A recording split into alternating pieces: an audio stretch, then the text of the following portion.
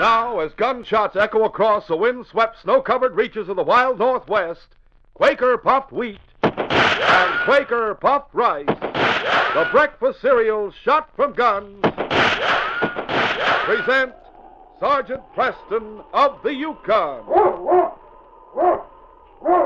It's Yukon King, swiftest and strongest lead dog of the Northwest, blazing the trail for Sergeant Preston of the Northwest Mounted Police in his relentless pursuit of lawbreakers. On King! On, you huskies!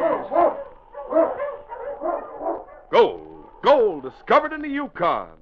A stampede to the Klondike in the wild race for riches.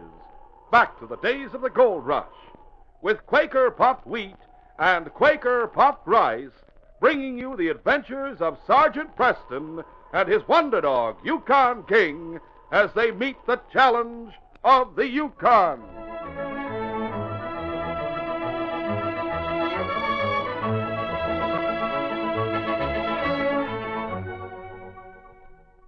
There's no one that can make a better cereal than Quaker puffed rice. It's nice. And when you hear that shootin', you're darn tootin' that Quaker makes the ones shot from guns. And say, fellas and girls, what a super idea for breakfast tomorrow morning. Yes, a heaping bowl full of the ones shot from guns, Quaker puffed rice or Quaker puffed wheat. Then cover 'em with milk or thick, rich yellow cream. Top 'em with sliced bananas or other fruit. And man, oh man, the very sight of it makes your mouth water. So get ready for that super treat. Get delicious, crisp Quaker puffed rice and Quaker puffed wheat on your mom's shopping list right away.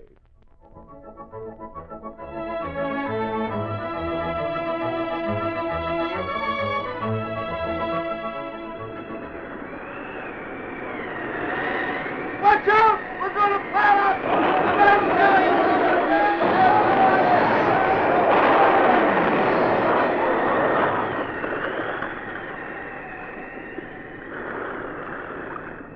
When the ship Mary D. was wrecked in a summer storm in the Arctic Ocean, among the 15 survivors who found safety on an island were 2 fugitives from American justice, traveling as sailors. They were Jack McDowell and Huff Davis.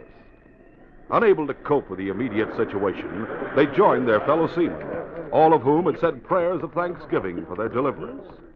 First Mate Clark spoke to the group. Shores of the Yukon Territory must be about 50 miles south of where we are. In 2 months, this whole sea will be a mass of ice. But in 2 months, we'll be dead, unless we do something about our situation. Yeah. What can we do, Clark? A lot of things, Jackson. We've already seen that some of the food supplies have been washed ashore. That's right. There's boxes of hardtack and pemmican off the beach, I bet. I know. And we must get all the wood and metal possible from the wreckage we salvage. That'll be washing up on this beach for days to come. Yeah. Think we can build a seaworthy boat before the summer's over, Clark? We must, therefore we will.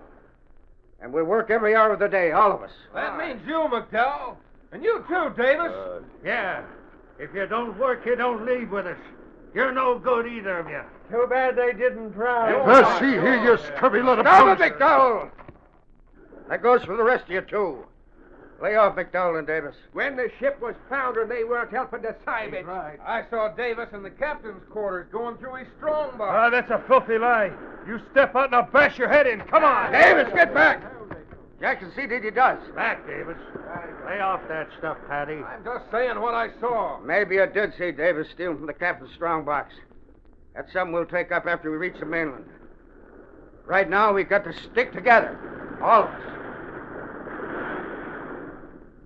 Working together and using wood and metal salvaged from the wrecked Mary D., the survivors completed the seaworthy open boat before the summer was over. Boys, we've done it. There's only a little food left, but it'll last us long enough, let's hope.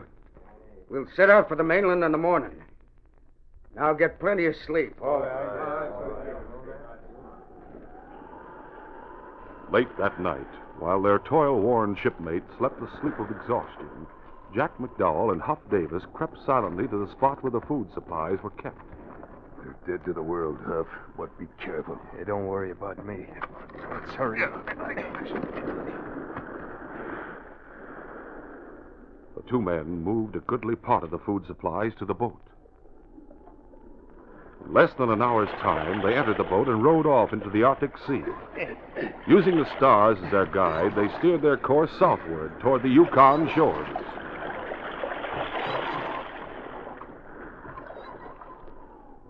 Days passed.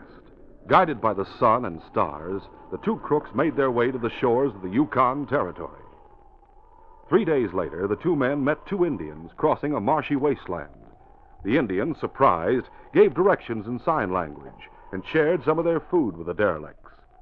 McDowell and Davis repaid the kindness by attacking and overcoming the Indians. Don't let him get away, Not there you are. All right, you. The Indians, taken by surprise, were knocked out before they could defend themselves.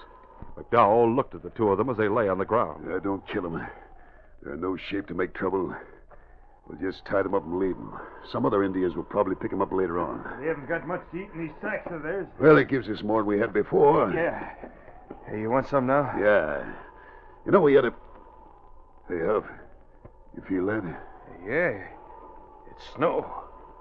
Hey, Jack, what is this? It's still summer. Yeah, but this is the Arctic. This isn't good, Huff. We have no sleds or snowshoes. Never mind the eats now. We got to get started south.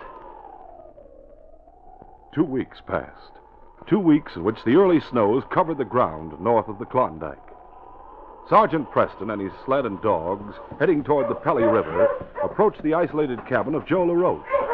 Joe, a hunter and trapper, had continued to seek and find otter long after the Russians had given up that once valuable pursuit. Looking! Hi, you huskies! Hola!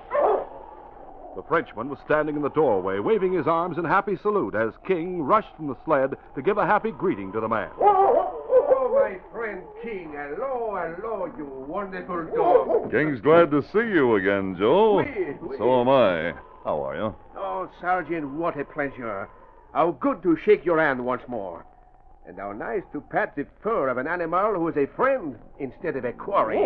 Judging by the furs I see from here, you're having a fine season, Joe. Eh, the best, Sergeant. The best ever. How stupid those Russians were to go away and leave all these otter for Joe LaRoche to capture. How stupid, and how good for me. How's your wife? Well, I hope. Oh, Sergeant, she too has never been better. But come inside and meet her. She will not say much, but you will see by her eyes that she is happy to greet her friend in the red coat. Come in, come in. Oh, Annie! Annie, look, Annie! Two friends have come to say hello. Annie, Joe's wife, was a Siwash Indian, beautiful in her way and very shy. She greeted Sergeant Preston with a timid smile and downcast eyes. Annie, say hello to the sergeant. Then we cook for him the good salmon which only today I have caught myself. Say hello, Annie. Hello, mon sergeant. You're looking well, Mrs. LaRoche. You talk more and more like Joe each time I see you. Oh. That is funny, no? She talk English more like French than she talk it like Siwash. So you think she look good now, eh, Sergeant? I meant what I said, Joe. Oh, sure. But when October come, then you should see how she look. Wee, how wonderful she will look. How happy, too, will I look. Wee, how wonderful. Well, what's going to happen then, Joe? I am give up this life. No more will Joe LaRoche seek the fur. When the fur merchant in Sitka buy my beautiful skins, Joe LaRoche will be a rich man. Then I'll retire. My Annie and me, we live like king and queen. Huh, Annie? Oh, when she giggle like that, she mean yes. Annie, you start for to cook that fish for the sergeant, huh? When she giggle like that, that means she gets salmon ready. Sergeant Preston dined with Joe LaRoche and his wife, then prepared to leave. I'm heading for the post at Pelly, Joe. I'll be back in 2 or 3 weeks. If you haven't set out for Whitehorse and Sitka by then, I'll see you. Oh, you promise that, Sergeant. We look for you. I promise, Joe. Up front, King. All right, on King! On, you huskies! Meanwhile, as Sergeant Preston continued his journey, two men, unknown to him, sat in the shelter of a small cave they had found a few miles to the west. Jack McDowell, shivering, looked out at the snowdrifts piled up a short distance away. Hey, Huff. Snow or no snow, we can't stay here any longer. We'll be shut in tight by the drifts. We'll never get out. You know, it's a good thing we took those furs from the Indians. Else we'd be goners by now. Yeah. As soon as I rub my feet a bit, we get out of this trap and head south again. I'll be ready in a few minutes. At the Northwest Mounted Post in Pelly a week later, Sergeant Preston saw the bodies of the 2 Indians carried in and placed on the floor. Constable Hall reported. It's murder. The 2 of them were tied hands and feet and left lying where I found them. Another day and the snow would have covered them. Who would have done a thing like that? White men, certainly. That's not an Indian trick. Constable, were there any clues? Any trail near the bodies? None. You're thinking of something, Sergeant. I can tell you are whenever you squint your eyes like that. You have some idea about this? Only faintly. I was thinking about that report you showed me a few days ago, the one Constable Henry brought down from the Circle base. About the men that were picked up on Far Island? That's right. 2 of their comrades stole their boat, they said, and their food, heading for Yukon shores. You think those 2 might have done this? Why not? Men who would do what they did to their shipmates are capable of any rotten thing. Constable, I'm starting south at once. If those men are still alive, I'll find them. What are their names? McDowell and Davis. McDowell and Davis, eh? Constable, if they're alive, I'm going to get them. We'll continue our adventure in just a moment.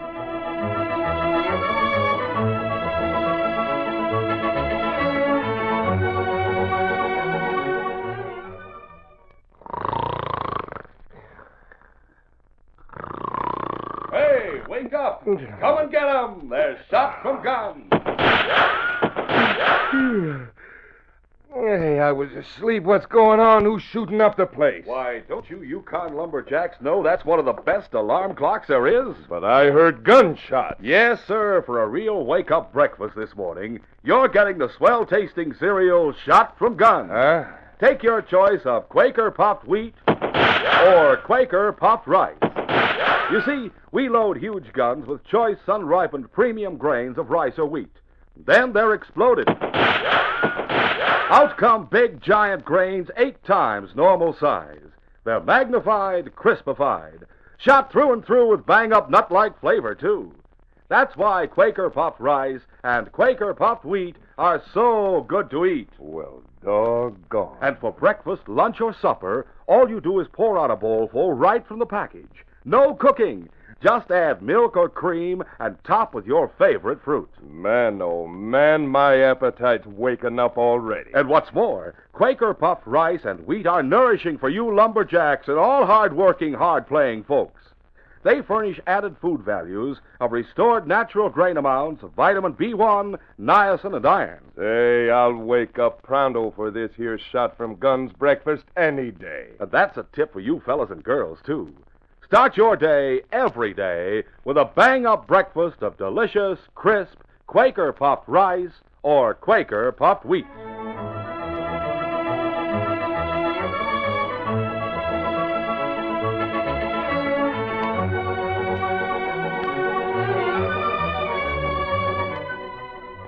Now to continue.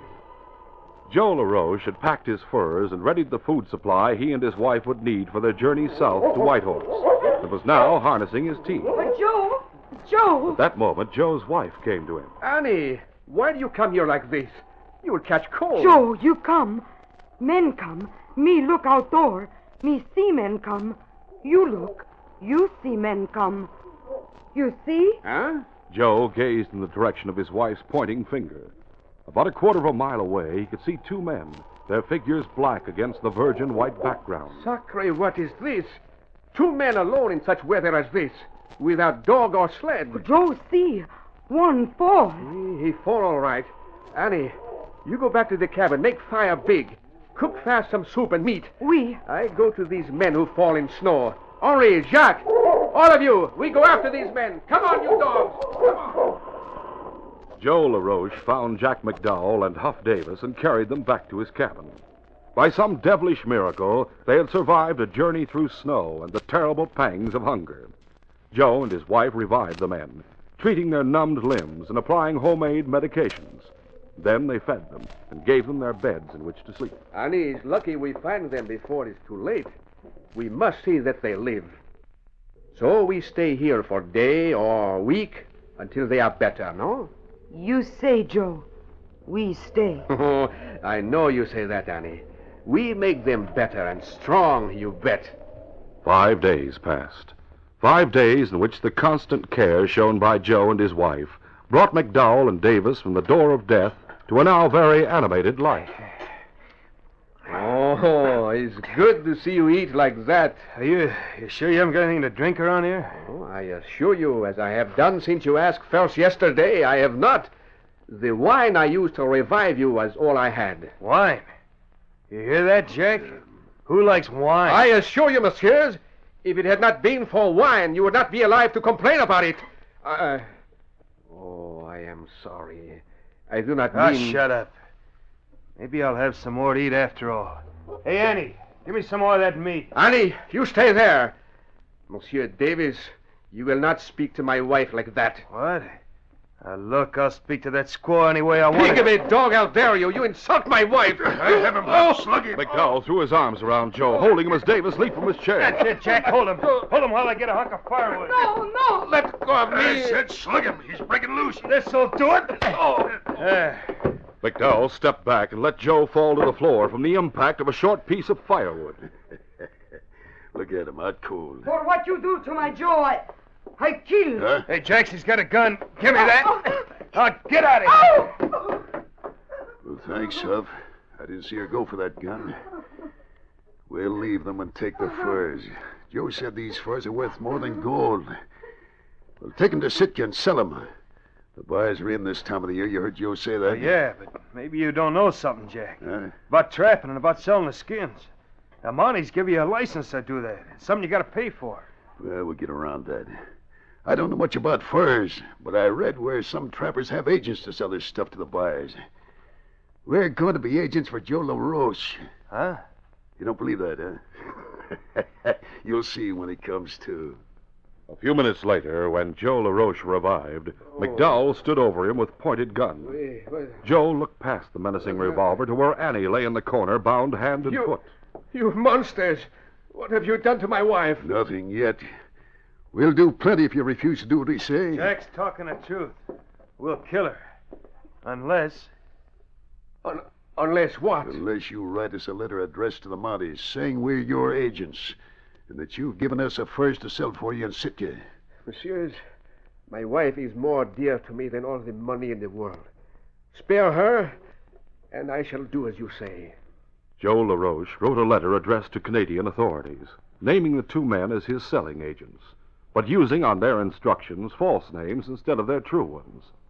When they had the letter, Joe was bound and gagged and placed in the corner of the cabin with his wife. A few minutes later, after the sled was filled with LaRoche's furs and the trapper's entire food supply, McDowell and Davis started south. Come on, you mutts! Get going! Sergeant Preston, heading south, had passed Joe LaRoche's cabin a few miles to the west. And then a sudden thought came to him. Looking! Hi, you husky! Come on! Hey, boy! He stopped his sled and spoke to King as if the dog were human. King, I almost forgot. I promised Joe LaRoche I'd drop by his cabin on the way back to White Horse. Perhaps he's already gone, but if he hasn't, there's a chance he may have seen the men we're trailing. Tell you what, let's turn east by north and go there. Up front, boy. All right, on King! On, you husky! Sergeant Preston and his team were halfway to the LaRoche cabin when suddenly King began to bark. What is it, King? The sergeant looked off to the northeast and saw a sled and dogs heading directly south. As he approached the oncoming team from an angle, he recognized the dogs as those of Joe LaRoche. Looking! Hi, you husky! Hana! Jack McDowell and Huff Davis were alarmed when they saw the dog team approaching from the southwest. Now, as the man driving that sled stopped it and walked toward them, McDowell put his hand in the pocket of his parka and fingered the gun there. Preston spoke first. Hello. I saw the dogs and thought for a moment that you were Joe LaRoche. Oh, you did, huh? Well, you see we're not, don't you? Those are Joe's dogs you're driving? Yeah, they are. What about it? What are you doing with them? Where's Joe? What's it to you? I'm asking a civil question, which I have a right to ask. Who are you two? I don't believe I know you. Well, we don't want to know you. Now get out of the way. Yeah. If you want to know who we are, this'll show you. Look out, Jack. Let down of my arm. dog's biting my arm. Not biting, just holding. I'll take that gun, mister. Hey, now look. Get out of my Hey. way. Get away, you mutt. I said I'll take that gun. That's it. All right, King. Down, boy. Look at what he did to the sleeve in my pocket. Serves you right. Two of you stand together. You, get over here beside your partner. Yeah, all right, I'm doing it. I'm Sergeant Preston, Northwest Mounted Police. Huh? I'm looking for two men who left their shipmates to die on an island. Say, are we glad? Glad? We didn't know About who what? you were, Sergeant. We thought perhaps you were one of those two fellas. What is this? How would you know about them? Joe LaRoche told us about them. They barged in on him a few days ago. They took some food from him and started out for 60 Mile. Oh? Pete, that's where they told him they were going, isn't it? Huh? Oh, yeah. Yeah, that's right, Ed. Said they were going to 60 Mile. Now, you make it sound interesting, but let me see your identification. Yeah, sure. Be glad to. We just got here yesterday from Whitehorse. We're old friends of Joe's, acting as agents for him. Here you are. Here's our letter of agency, you see. Joe sent for us to come up and get his furs. That's why we have him here in this sled. His dogs, too. He made us use them. Yeah, he made us use them. They're fresher than ours. We left ours at his place. His wife is sick. That's why he sent for us. Huh, Ed? That's right, Pete. Let me finish reading this, will you, please? Oh, I see. Pete Bradley and Ed Martin. That's your names, eh? Yeah. Fur agents from Sitka, are you? That's right. Well, you see what it says there in the letter, don't you? Yes, I recognize Joe LaRoche's signature, too. You're handling all his seal, marten, and finch skins, it says here. Yeah, he has a great collection of them. Mind if I look at them? No, go right ahead. Oh, open the canvas for him, Ed. Oh, sure. Take a look at him, Sergeant. Thanks. Sergeant Preston walked to the sled, placing the letter in his pocket with his left hand. He looked at the revolver in his right hand and pocketed that, too. I'll not have to use this, I imagine. Oh, no. It's funny how we thought you were one of those fellas you're looking for, isn't it? Yes, isn't it? Look at those furs. Nice, huh? Mm-hmm. Yes, great. Those marten skins are the best I've seen. Well, that's what we said, didn't we, Ed? Just what we said, Pete. We ought to make a lot of money for Joe with these, huh, Sergeant? Yes, you ought to. I like those finch skins, too. Yeah. Better than the marten, I think. Well, is everything all right now? Yes, this letter's told me all I wanted to know. Good.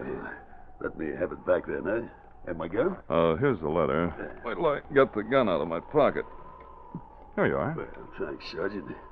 We'll be getting along. You coming, Pete? Oh, sure, Ed. So long, Sergeant. So long. Preston watched both men rearrange the canvas and walk to the back of the sled, backs turned to him. Then he called. Just a minute, McDowell. Yeah, what is it? Hey, he said McDowell. And he answered. Gentlemen, your little game's up. No, it's not. You forgot you gave me back my gun. No, I didn't. Go ahead and shoot. Yes, I am. You no good. King, don't bother, boy. That gun isn't going to fire, McDowell. Huh? I removed the bullets while I had it in my pocket. This gun I have is loaded, though. Raise your hands, both of you. Mine are up, you see. Yeah, mine too. How did you know our names? You answered to yours, McDowell. You see, I'd heard them before at Pelly. Your shipmates were rescued from the island where you left them a week after you took their boat. Rescued? I'll take you to Dawson instead of Whitehorse. That's where they've been sent by boat. They'll be waiting for you. As for the two Indians you murdered... Oh, we didn't murder them. We just tied them and left them. Then it was you. And thanks for telling me what I wanted to know. The charge will be murder because they both died. Davis, you blabbering fool. LaRoche knew you weren't fur experts. He made your capture an easy thing. LaRoche did. How? In that letter he wrote for you, he said you were his agent for selling seal, marten, and finch skins. The only skins on the sled were otter. And by the way, finch is a bird. I didn't see any bird pelts on the sled. That double-crossing Frenchman. We should have killed him. You didn't? I'm glad to hear that. We'll go back to his cabin then. He'll make a good witness against you before they hang you. How are we going back there? You'll drive Joe's sled. I'll drive behind you, ready to shoot if you make a false move. And my dog, King, will see that you don't, too. Right, King? I'd have shot you the first time if it wasn't for that dog. You know, a lot of people have said that. Those fellows from the ship. They'll kill us if they get near us. You won't let them, will you? I'd like to, after knowing the crimes you two have committed. Hanging will be easy compared to what they might do to you. But my job is to hand you over to the authorities. After I've done that, as far as I'm concerned, this case is closed.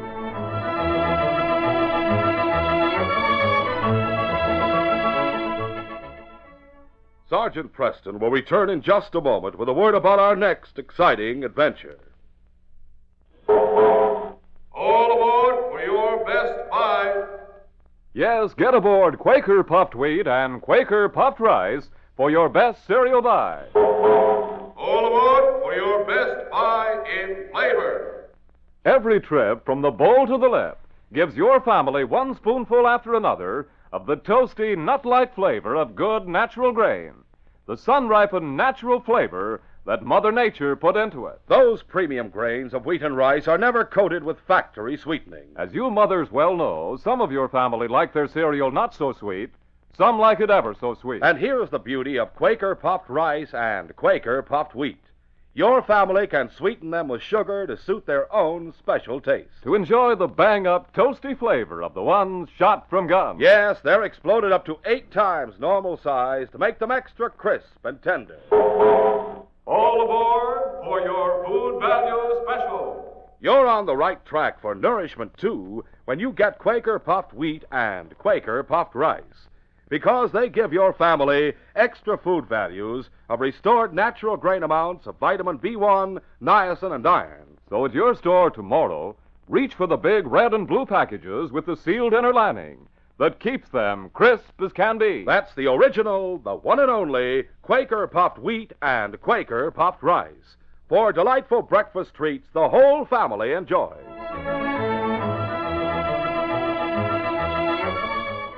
And now, here is Sergeant Preston. Sergeant Preston reporting for duty, Inspector. Sergeant, Dr. Tom Granite resigned from the force a few weeks ago.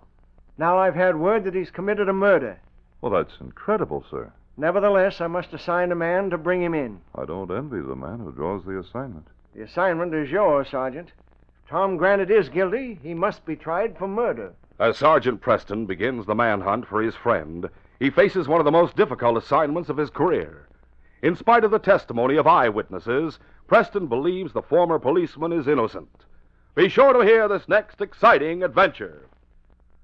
These radio dramas, a feature of Sergeant Preston of the Yukon Incorporated, are created by George W. Trendle, produced by Trendle Campbell Enterprises, directed by Fred Flowerday, and edited by Fran Stryker. The part of Sergeant Preston is played by Paul Sutton.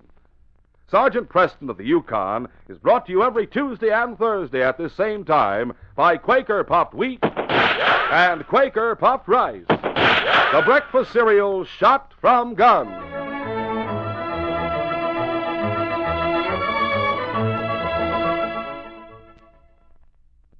Hello, folks. This is your friend Aunt Jemima. Do you love pancakes? Golden, tender, light pancakes? Then try Aunt Jemima pancakes. You see, my Aunt Jemima pancake mix is now fluff whipped to give you the lightest pancakes ever, lighter even than homemade. Yes, Aunt Jemima pancakes are so light, they're digestible as toast. Try these extra light Aunt Jemima pancakes, piping hot and running with good butter and syrup. As the old song goes, what do most folks love to eat? Pancakes, pancakes. What kind are the biggest treat? Aunt Jemima's are. Aunt Jemima pancakes, extra, extra light. Easy to fix with my pancake mix. Have some this very night. Thank you, folks.